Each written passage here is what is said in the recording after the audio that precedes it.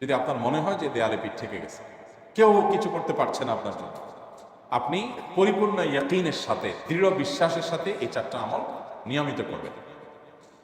এবং আমি বহু মানুষকে পার্সোনালি এটার পরামর্শ দিয়েছি, ওনারা আমল করেছেন, আমল করে উপকৃত হয়েছেন। এরকম বহু মানুষ আছে। বৃদ্ধ মানুষ, বাবা ক্যান্সারে আক্রান্ত হয়েছেন অনেক দেরিতে, আল্লাহ তাআলা অলৌকিকভাবে সাহায্য করেছেন। হ্যাঁ, কখনো যদি আল্লাহ তাআলা এই আমলগুলো করার পরও আমার বিপদ দূর না করেন, তাহলে হয় আমার আমলের মধ্যে কোনো ত্রুটি ছিল, অথবা আমার এই বিপদ দূর না হওয়ার মধ্যে আমার জন্য কোনো কল্যাণ নিহিত ছিল। আল্লাহ তাআলা আমার দোয়া কবুল করে যে উপকার হতো তার চেয়ে বেটার কিছু হয়তো আমাকে দিবেন, এই ইয়াকিন একজন ইমানদারের থাকে। সে 4টা আমলের 1 নম্বর হলো ইস্তেগফারের আমল। ইস্তেগফার, আপনি ফেসে গেছেন কোনো জায়গায়, কোনো উপায় পাচ্ছেন না, আপনি ইস্তেগফার করতে থাকেন। আস্তাগফিরুল্লাহ ওয়া আতুবু ইলাইহি, আস্তাগফিরুল্লাহ ওয়া আতুবু ইলাইহি, আস্তাগফিরুল্লাহ ওয়া আতুবু ইলাইহি, আস্তাগফিরুল্লাহ, আস্তাগফিরুল্লাহ, আস্তাগফিরুল্লাহাল্লাযী লা ইলাহা ইল্লা হুয়াল হাইয়ুল কাইয়্যুম ওয়া আতুবু ইলাইহি ওয়া লা হাওলা ওয়া লা কুওয়াতা ইল্লা বিল্লাহ। اللهم انت ربي لا اله الا انت خلقتني وانا عبدك وانا على عهدك ووعدك ما استطعت اعوذ بك من شر ما صنعت ابوء لك بنعمتك علي وابوء لك بذنبي فاغفر لي فانه لا يغفر الذنوب الا انت سيد الاستغفار। এভাবে যে কোনো ইস্তেগফার করতে থাকেন, আপনি বেশি বেশি করে আল্লাহর কাছে ইস্তেগফার ক্ষমা প্রার্থনা করতে থাকেন, খুব বেশি আপনার 2 ঠোঁটে অনবরত আপনি চাইতে থাকেন আল্লাহর কাছে ক্ষমা। এই ইস্তেগফার সম্পর্কে নবী করিম সাল্লাল্লাহু আলাইহি ওয়াসাল্লাম বলেছেন, মাল্লাজিমাল ইস্তেগফার, যে ব্যক্তি ইস্তেগফারকে আঁকড়ে ধরবে, আঁকড়ে ধরা মানে কি, এটা ছাড়বে না, সে পড়তেই থাকবে অনবরত। টয়লেটে যাওয়ার সময়টা, ঘুমের সময়টা, খাওয়ার সময়টা বাদে, অবসর নামাজের সময়টা বাদে, ওকে সারাক্ষণ সে ইস্তেগফার করবে। এরকম যদি কেউ করে, আল্লাহ রাব্বুল আলামিন জাআলাল্লাহু লাহু মিন কুল্লি হাম্মিন ফারাজা ওয়া মিন কুল্লি যায়কিন মাখরাজা, সকল পেরেশানি থেকে, সকল টেনশন থেকে বের হওয়ার পথ আল্লাহ তাআলা অলৌকিকভাবে তার জন্য আবিষ্কার করবে। এবং আমি আমার জীবনে যেটা বলেছিলাম, বিস্তারিত বলতে চাই না, এরকম পরিস্থিতি আসছে যে চোখের সামনে কোনো আপাতত রক্ষার কোনো পথ আর খোলা নেই, এমন ভয়াবহ বিপদ। ইস্তেগফার করতে করতে এমন ভাবে আল্লাহ তাআলা সাহায্য করেছেন যে এটা কল্পনা করলেও মনে হয় যে স্বপ্নের মতো। কিভাবে এখন এই লোক এই জায়গায় আসলো আমার সাহায্যের জন্য, এরকম তো এটা আমি এই জায়গায় আসার কথা না, ঠিকুনি এসে হাজির হয়ে গেলেন এবং উপকারটা, আমার সমাধানটা হয়ে গেল সমস্যা। তো আলহামদুলিল্লাহ, বহুবার আমি পরীক্ষা করেছি, আর আমার পরীক্ষার 2 পয়সার দাম নাই। হাদিসে বলা আছে, গ্যারান্টি দেওয়া আছে, আমার পরীক্ষা করলেই কি না করলেই। তাহলে একটা আমল হলো কি, ইস্তেগফার। সব সময়ের জন্য এটা কন্টিনিউয়াস করবেন, আর এমনিও অবসর সময় ইস্তেগফার করবেন। আরবদের মধ্যে সৌন্দর্য আছে, তারা বিভিন্ন ডাক্তারের ওয়েটিং রুমে বা বিভিন্ন জায়গায় মানুষ যেখানে অপেক্ষা করে পাবলিক প্লেসগুলোতে লিখে রাখে ইস্তেগফার করুন, আপনার হাইওয়েগুলোর পাশে লেখা থাকে ইস্তেগফার করুন, এবং তারা আসলে একটু পরপর দেখা যায় ইস্তেগফার। ভালো মন্দ গুণ সবার মধ্যে আছে, তাদের এই ভালো গুণটা আছে, ইস্তেগফার বেশি বেশি করা। আমরা ইস্তেগফার সচরাচর এইভাবে অনবরত অবসর সময় করার অভ্যাস অনেকের মধ্যেই নেই, আমরা এটা চালু করবো ইনশাআল্লাহ। বিশেষ করে যখন কোনো সমস্যা হবে, তখন ইস্তেগফার চলতে থাকবে মুখে অনবরত, ধীরে ধীরে মহব্বতের সাথে নিজেকে, নিজের পাপ অপরাধগুলোর কথা স্মরণ করে আল্লাহর কাছে মাফ চাইতে থাকবে, পেরেশানি দূর হবে ইনশাআল্লাহ। 1 নাম্বার 2, দুরূদ। নবী করিম সাল্লাল্লাহু আলাইহি সাল্লামের প্রতি দুরূদ পাঠ করা, এটা যদি আপনি নিয়মিত করতে থাকেন মহব্বতের সাথে, আল্লাহুম্মা সাল্লি আলা মুহাম্মদ ওয়া আলা আলি মুহাম্মদ কামা সাল্লাইতা আলা ইব্রাহিম ওয়া আলা আলি ইব্রাহিম ইন্নাকা হামিদুম মাজিদ, আল্লাহুম্মা বারিক আলা মুহাম্মদ ওয়া আলা আলি মুহাম্মদ কামা বারাকতা আলা ইব্রাহিম ওয়া আলা আলি ইব্রাহিম ইন্নাকা হামিদুম মাজিদ।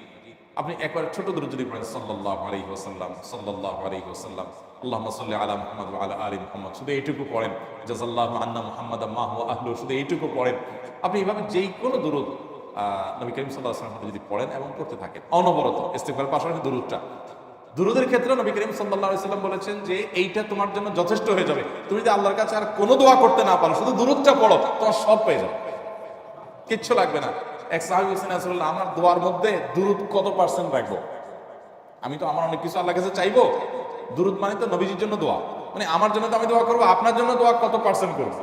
1/3, 1/4, তারপরে হাফ, এবার বিভিন্ন পার্সেন্টেজ বলছিলেন তিনি। নবী করিম সাল্লাল্লাহু আলাইহি ওয়াসাল্লাম বলেছেন যে হ্যাঁ, এর বেশি করতে হলে আরো ভালো, আরো ভালো। তো ভদ্রলোক এর বেশি, ওই সাহাবী রাদিয়াল্লাহু তাআলা আনহু, তিনি এর বেশি বাড়াতে একটা পর্যায়ে বলছেন যে আমি সব দোয়া আপনার জন্য করি। নবী করিম সাল্লাল্লাহু আলাইহি ওয়াসাল্লাম বলেছেন তাহলে তোমার আর কোনো দোয়াই করতে হবে না, এর মধ্যে সব দোয়া চলে আসবে। কারণ আপনি যদি বলেন আল্লাহ আপনার নবীর প্রতি আপনি রহমত নাজিল করেন, আপনার নবীর প্রতি আপনি শান্তি নাজিল করেন, আপনি যেটা দোয়া করেন, তো আল্লাহকে আল্লাহর নবীর প্রতি আপনি রহমত নাজিল করতে বললে আল্লাহ তাআলা আপনার প্রতি রহমত নাজিল করবেন কি করবেন? আপনি কাউকে খুশি করতে চান, কার কাছ থেকে কিছু আদায় করতে চান, তার ছেলেটারে যদি হাদিয়া তোহফা দেন, আদর যত্ন করেন, তো বাই ডিফল্ট অটোমেটিকলি ওই লোকের সিম্পেথি আপনার দিকে আসবে কি আসবে? চোখ বন্ধ করে আসবে। তো আল্লাহর নবীর জন্য যখন আপনি দোয়া করবেন তখন আল্লাহ তাআলা আপনার প্রতি রহমত নাযিল করবেন, এটা নবী সাল্লাল্লাহু আলাইহি ওয়াসাল্লামের ওয়াদা। যে কোনো পেরেশানি, তিনি আরো বলেছেন যদি কেউ দুরূদের আমল করে নিয়মিত, আল্লাহ রাব্বুল আলামিন তার সকল পেরেশানির জন্য যথেষ্ট করে দিবেন। এই আমলটাকে সবগুলো দূর করার জন্য যথেষ্ট হয়ে যাবে। এই দুরূদের আমলটা আমি দেখেছি সুবহানাল্লাহ গুলির মতো কাজ করে। আজকের ঘটনা, এক ভদ্রলোক সকালে একটা টেলিভিশন চ্যানেলে, বেশিরভাগ চ্যানেলে প্রোগ্রাম শেষ করে নামছিলাম লিফটে, তো উপস্থাপক উনি বলছিলেন যে ভাই মানে দুরূদের আমল করে আমি কিছুদিন আগে একটা ইয়াতে মানে এমন একটা অবস্থা যে এইটা থেকে বের হওয়ার কোনো পথ আর নাই, শুরু করলাম দুরূদ অনবরত, এরপরে আল্লাহ তাআলা আমাকে এমনভাবে উদ্ধার করলেন আমি কল্পনা করতে পারি। আলহামদুলিল্লাহ এই আমলগুলো করে অনেক ভাইরা আমাকে অভিজ্ঞতা জানাইছেন যে আলহামদুলিল্লাহ তাদের অভিজ্ঞতা হলো কি। হ্যাঁ, ওই যে বললাম কখনো যদি আল্লাহ তাআলা আপনার দোয়া কবুল না করেন তাহলে হয় আমার ত্রুটি আছে, আর না হলে আমার জন্য আল্লাহ তাআলা এর চেয়ে বেটার কিছু রেখেছেন, আমি সেই ইয়াকিন রাখবো ইনশাআল্লাহ। আর এই দোয়াদের সমাধান হবেই হবে, সে বিশ্বাস থাকতে হবে। নবী করিম সাল্লাল্লাহু আলাইহি ওয়াসাল্লাম বলেছেন, হাদিসে কুদসিতে আল্লাহ বলেছেন, আনা ইনদা জন্নি আবদি বি, বান্দা আমার মধ্যে যেমন ধারণা করে আমি তেমন আচরণ করি। আপনি যদি চিন্তা করেন করে দেখি হয় কিনা, দেখি ট্রাই করি, তাহলে ওই আল্লাহ তাআলা বলবেন ঠিক আছে দেখতে থাক। আপনি যদি ইয়াকিন করেন যে না নবী করিম সাল্লাল্লাহু আলাইহি ওয়াসাল্লাম যে বলেছেন অতএব সেটা হবেই, আর আল্লাহ রাব্বুল আলামিনের কাছে আমি ওইভাবেই চাবো যে আল্লাহ দিবেনই, আমি নিয়েই ছাড়বো, ইনশাআল্লাহ গুলি মিস হতে পারে না, দোয়া মিস হবে না। ওই ইয়াকিন, ওই ঈমান আমার মধ্যে আনতে হবে, চেষ্টা করবো তো ইনশাআল্লাহ। তাহলে দুইটা আমল হলো, ইস্তেগফার আর দুরূদ। 3 নম্বর আরেকটা আমল হলো দোয়া ইউনুস। দোয়া ইউনুস, লা ইলাহা ইল্লা আন্ত সুবহানাক ইন্নী কুনতু মিনাজ জালিমিন। বেশি বেশি পড়তে থাকবেন, যখন বিপদে পড়বেন ইস্তেগফার আর দুরূদ পড়বেন সবচেয়ে বেশি, আর মাঝে মধ্যে দোয়া ইউনুস, লা ইলাহা ইল্লা আন্ত সুবহানাকা ইন্নী কুনতু মিনাজ জালিমিন। আল্লাহ সুবহানাহু ওয়া তাআলা কোরআনে কারীমে এই দোয়ার পরে বলেছেন, ওয়া কাযালিকা নুনজিল মুমিনিন।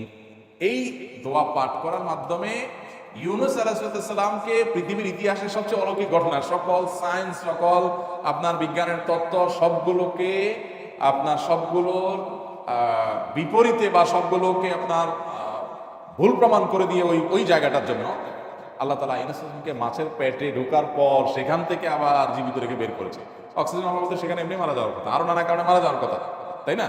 কিন্তু আল্লাহ তাআলা তাকে রক্ষা করেছেন, কারণ ওই বিপদে পড়ার পর থেকে এইটা পড়তেছিলেন, লা ইলাহা ইল্লা আনতা সুবহানাকা ইন্নী কুনতু মিনাজ জালিমিন। তো আল্লাহ তাআলা কোরআনে বলেছেন এটা ইউনুস, তার নবী ইউনুস আলাইহিস সালামকে আল্লাহ তাআলা এটার মাধ্যমে রক্ষা করেছেন, সেটা তার জন্য খাস না, এটা তার জন্য স্পেশাল না, বরং আল্লাহ বলেছেন ওয়া কাযালিকা নুনজিল মুমিনিন, এটা দিয়ে আমি তাকে রক্ষা করেছি, একইভাবে ঈমানদারদেরকেও এইটার মাধ্যমে রক্ষা করব। এটা বড় অস্ত্র পেয়ে গেলাম, দোয়া ইউনুস বেশি বেশি করবেন ইনশাআল্লাহ, লা ইলাহা ইল্লা আনতা সুবহানাকা ইন্নী। আমার দেশে আবার দেখা যায় বিপদ হয়ে গেলে তখন হুজুর মানা করে যে ভাই আপনারা সবাই মিলে এটা 1 লাখ বার পড়ে দেন, 100 লাখ বার পড়ে দেন, টাকা দিমু আপনারা পড়ে দেন। আপনারটা আপনি পড়বেন ভাই, হুজুরদের কাছে দোয়া চান সমস্যা নাই, আর হুজুরদেরকে হাঁটায়া টাকা দিবেন কেন, এমনি টাকা দিবেন না দিয়ে। আর এই দোয়া নিজে নিজে করতে থাকবেন। ইউনুস আলাইহিস সালাম ওই সময় কি লোক ঠিক করছিলেন যে ভাই আপনারা সবাই দোয়া ইউনুস পড়েন, আমি গেলাম, আমি মাছের পেটে গেলাম, আপনারা বসেন সবাই দোয়া ইউনুস পড়া দেবেন, করছেন উনি? ওনারটা উনি করছেন, তো আপনারটা আপনি শুরু করবেন, দোয়া ইউনুস না। 4 নম্বর আমল হলো ইয়া যাল জালালি ওয়াল ইকরাম, এটা বিশেষ করে পাঠ করবেন। নবী করিম সাল্লাল্লাহু আলাইহি ওয়াসাল্লাম বলেছেন, আলিযু বিয়া যাল জালালি ওয়াল ইকরাম, ইয়া যাল জালালি ওয়াল ইকরাম, এইটাকে তোমরা আঁকড়ে ধরবে।